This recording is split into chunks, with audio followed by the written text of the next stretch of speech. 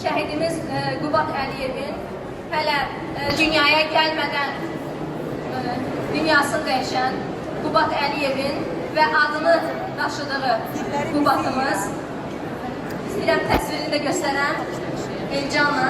Yox, bir sürü qoy otursun. O hem çəkmir. Otursun qoyuna. Oturatan heç yox. Elcanla Qubatdır. Və mən istəyirəm ki, onların hekayəsindən 2 cümləni oxuyum. Siz mənim yanımda olsanız çox sevinərəm.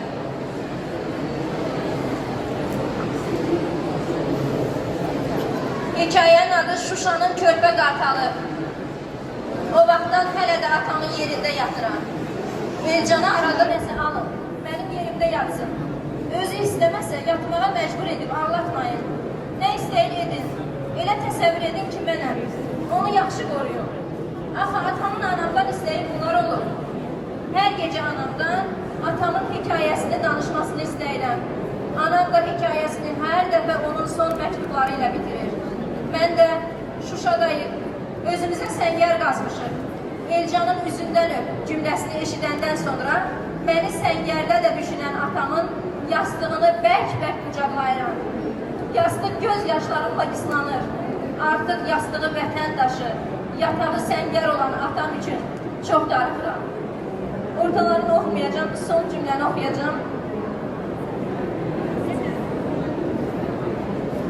İndi deyəcəksiniz ki, 5 yaşlı bir uşaq bütün bu hekayəni laf böyük adamlar kimi danışdı.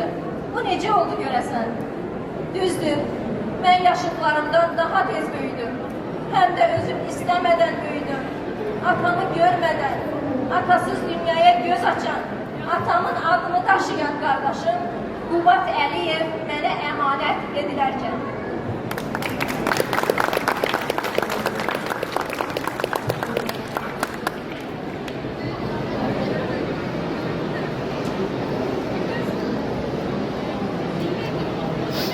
Boğulan düşmən hekayəsi.